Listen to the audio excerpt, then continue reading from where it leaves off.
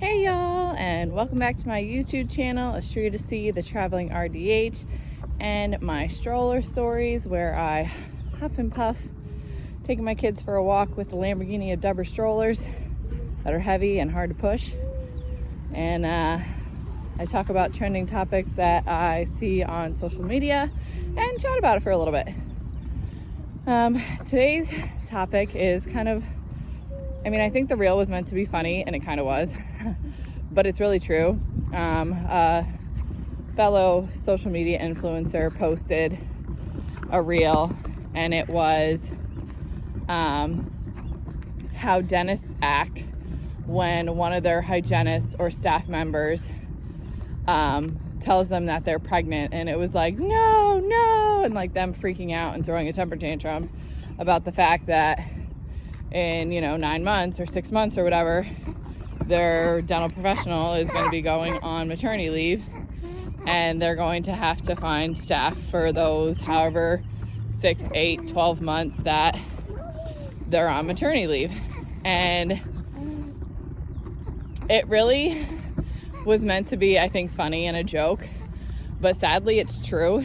As a owner of a staffing agency, I can't tell you how many times I get like maternity requests, and one of two things. They make me mad because they'll literally text me or call me or tell me they need a temp hygienist or a temp dental assistant for like 3 months, like a day before this person's about to go on maternity leave.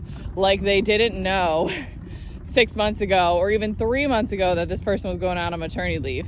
And I get it. They're trying their best to find somebody before they invest in an agency to do it because they don't want to pay the money. They're being cheap. And I get that to some extent.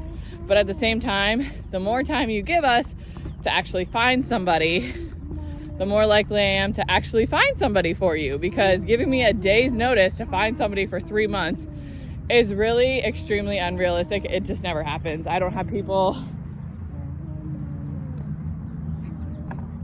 on call like that 24/7.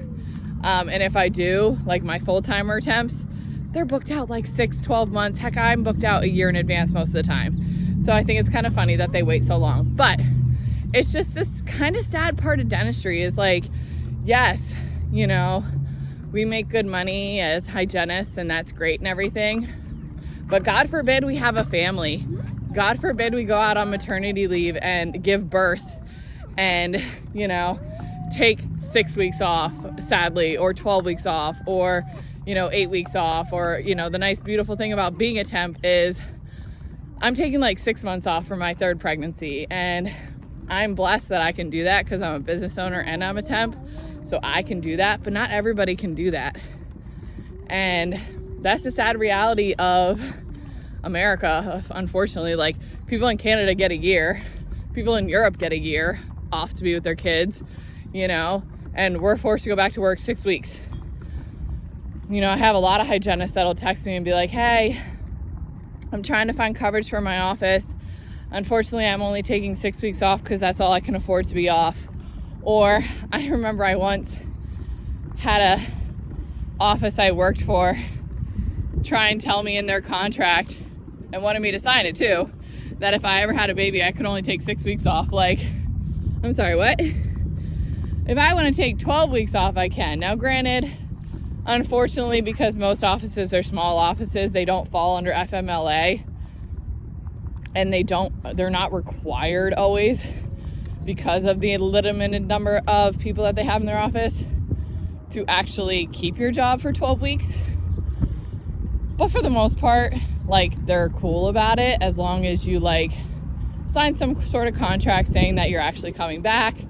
These are the hours that you plan to come back, and you and the other party sign that agreement, which I will state, I strongly encourage you to do something like that. I strongly encourage you, if you are leaving an office, have some sort of mutual agreement, have some sort of contract that you and both parties sign, saying that I'm taking, say 12 weeks off. My return date is, say May 17th. I will be returning to work Monday, Tuesday, Wednesday, Monday through Friday, whatever, 8 to 7 at my normal hours, my normal rate, just so that you have everything covered and there's a mutual agreement between you and them that is what's being upholded when you return back to work. I do strongly encourage you to do that. Don't necessarily rely on an office manual for that. One, most offices don't even have that in their office manuals. And two, some people try and fight you on what's in their office manual, because I swear sometimes even the dentists don't read their office manuals. So definitely something that you want to make sure you have covered for you. Although, like I said, in today's market as a hygienist, you would be perfectly fine finding another job. And if the dentist is going to be a jerk about you taking time off to be with your baby, are they really a boss you want to work for? Probably not, because they don't value you as an employee. And sadly, I don't feel like they value you at all if they're not willing to save your position when you go out on maternity leave. I've never had any issues with female dentists in that situation, because most female dentists are moms and they understand themselves that you want to take the time off to be with your children. But I've worked for some awful female dentists too. Actually, the one female dentist that I did work for was the one that tried to tell me and sign a contract saying that if I ever went out on maternity leave, I could only be out for 6 weeks. So not all of them are great either, unfortunately. But it's just really sad that there's even a meme that could be made about how pathetic and upsetting it is to even have to, I can't tell you how many times I've worked with dental professionals that have reached out to me and said, I'm nervous to tell my boss that I'm going out on maternity leave at X date. You shouldn't have to be nervous to tell your boss that you're leaving. You should be excited to tell your boss. I mean, not excited, but it should be something that's excitatory, something that excites you that you're pregnant and you're bringing a beautiful baby into this world. And unfortunately, as dental professionals, we can't be excited because we have that fear of taking time off to be with our young ones, because we're afraid that, God forbid, they have to accommodate the schedule. God forbid, they have to figure out what they're going to do for 6 weeks, 8 weeks, 12 weeks, however long you want to take off. It's so sad that we can't be like normal jobs and have maternity leave or have paid maternity leave, or even just have maternity leave in general, that we don't have to worry about whether we have a job to come back to when we're done.